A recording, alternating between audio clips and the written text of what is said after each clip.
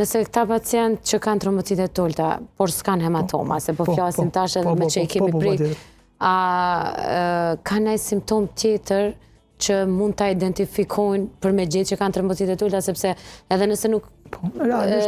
trajtohet, mund të shkoj keq pastaj. Realisht trombocitopenit mandej ndahen në disa grupe.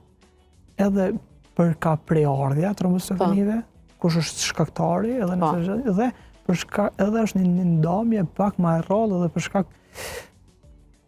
në atë kuptimin sa të randa në trombocitopenit, me numër trombocite.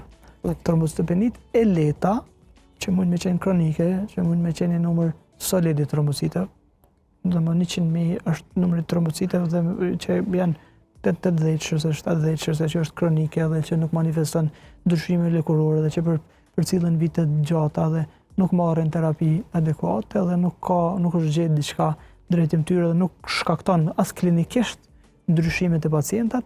do mund më u përcjell dhe nuk është shumë problematike, nuk është shqetësuese, por trombocitopenit e thella, domethënë thash për ka numri trombocite mandej ndahen, trombocitopenit leta dhe të randa,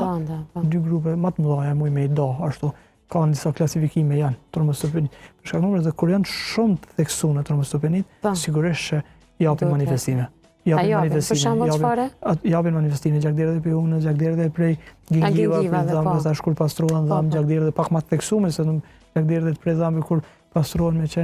qenë pastrues pak më mund me qenë lëndim i vogël për nalë gjaku. Mund me qenë ndryshime thash lëkurore,